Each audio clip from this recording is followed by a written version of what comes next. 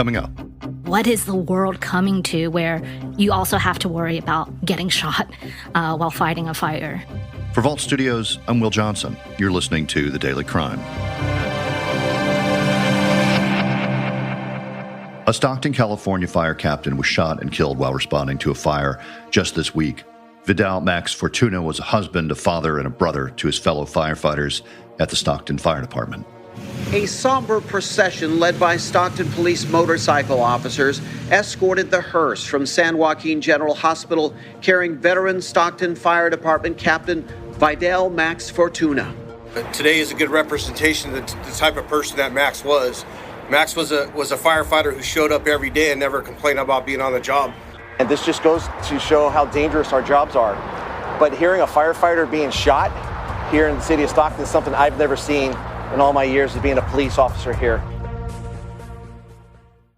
I'm Isabel Kenyon, the founder and CEO of Calibrate. I started Calibrate to help my mom and 175 million other Americans get back in control of their weight and their health. Diets don't work because sustainable weight loss doesn't come from yo-yo dieting or calorie counting. It comes from improving and resetting your metabolic health. With Calibrate, our first members have lost an average of 15% of their body weight through doctor-prescribed GLP-1 medications and face-to-face coaching on what we call the metabolic pillars: food, sleep, exercise, and emotional health. If the scale is stuck, it's not your willpower, it's biology. At Calibrate, we fight biology with biology to help you get back in control of your weight and your health. Get $50 off Calibrate's one-year metabolic reset with promo code SAVE50 when you visit joincalibrate.com. $50 off with code SAVE50. Visit joincalibrate.com to see if you're eligible and save $50 with code SAVE50.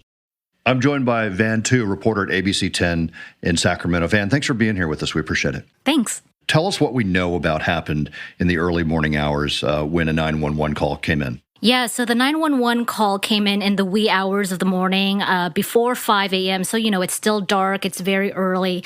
And there was a dumpster fire in Stockton outside of a warehouse. And it's in an area that, is pretty industrial and has, a issue with a lot of unhoused folks in that area and crime. So it was early in the night, or I would say early in the morning when it's still dark, and it was a call for a dumpster fire. So Stockton Fire came out there to start putting out this fire, and then kind of out of nowhere, you could hear it on the police radio dispatch as well, reports of shots fired, and one of their firefighters, a captain, was struck. I don't think that you have to be a local to have this story strike a chord. Really, because, we all live with police officers and firefighters wherever we are. And to hear a firefighter getting shot and killed while putting out a fire, doing his job, it really strikes you to the core. There have been a lot of words spoken about him in the past few days, and I want to talk about who he was as a person. Before we do that, there was an arrest made soon after this, though, and someone is in custody, right?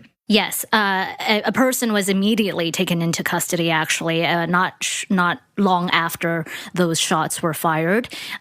He was a man in his 60s, and his family actually that day released this statement trying to offer some insight because it's just so difficult to fathom that a firefighter would be shot and killed on the job. So they say that Robert Bob Somerville, he's a long-standing business owner and a former engineer in the Stockton community, and he operates a business in that warehouse and also resides there. And even in the last week, that area has just been so plagued with crime. And even in the last week, he had even fortified his warehouse because of all these break-ins. And they say that he believed that it was a break-in at the time. He believed he was getting burglarized, and that's why he fired those shots. So the family at this point saying that it's accidental. We'll have to wait and see what all comes out of that. Of course, he has been arrested. Do we know if he's still behind bars? He is behind bars, yes,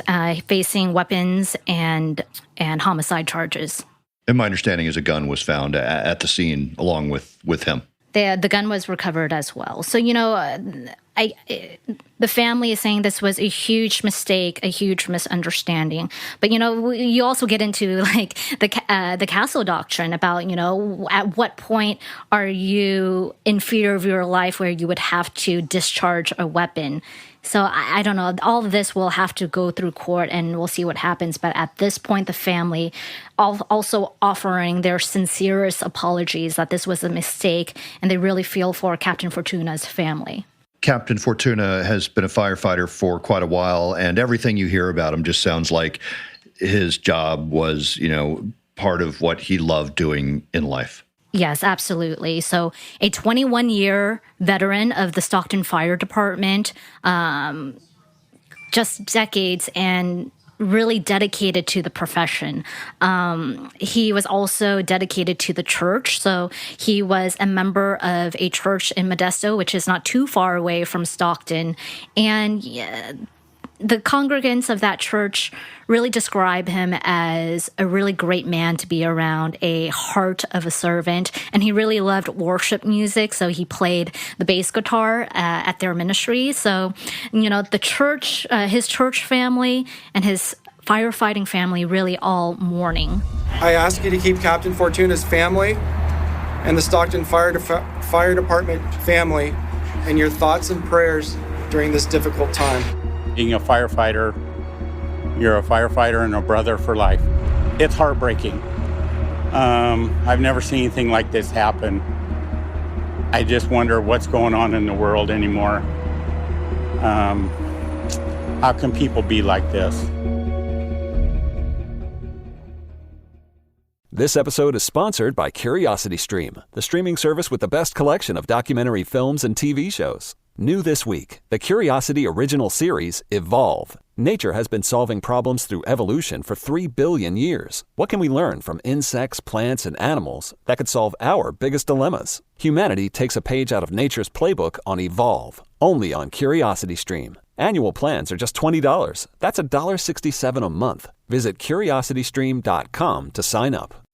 Van, one thing that has happened soon after he was killed, other fire departments from around the area stepped in, right? Because they wanted to give everyone at his station basically time to grieve and process this. Yes, absolutely. And I spoke to the community relations officer for the city of Sacramento, and, she said that they didn't really even have to ask. The firefighters from neighboring agencies, at least 9 neighboring fire agencies, stepped in to help out the city of Stockton. And it really speaks to the dedication to the profession, making sure that there was no gap in service. So all these neighboring fire agencies were driving around Stockton last night, from Modesto, Tracy, Hayward in the Bay Area, Sacramento, Elk Grove, all these fire trucks with their lights on, answering calls in Stockton. We're seeing all throughout the city of Stockton last night. Yeah, I've been struck seeing some of the video of all of that and the press conference and other firefighters speaking, just how big an impact this has had on so many people there. For first responders, the job is already inherently dangerous. Firefighting inherently dangerous. You expect to, face burning buildings and maybe even a roof collapse, but to be shot while on the job, that's just, it feels out of left field for a lot of first responders. And, the big question that I heard from everyone that I spoke to yesterday was, what is the world coming to where you also have to worry about getting shot while fighting a fire? That was the big question from a lot of firefighters. What we found, though, is that, it's been a pretty deadly year for American firefighters in the month of January. The most up-to-date records from the National Fire Protection Association is from 2020. There were roughly a little bit over 40 firefighter deaths that year, and one of them was a firefighter who was shot and killed. And that accounted for about 2% of the deaths in 2020 for firefighters. So, again, it isn't unheard of. It has happened before, but it is extremely rare. And when you talk about it in a local sense, like all the firefighters locally here that we spoke to, they're just like, we have never seen anything like this before. Van Tieu at ABC 10, thanks so much for talking to us about this. We appreciate it. Thank you. Thanks for listening to The Daily Crime. We're here 5 days a week, Monday through Friday. And be sure to check out our weekly show, True Crime Chronicles, available every Monday, wherever you listen to podcasts. For Vault Studios, I'm Will Johnson.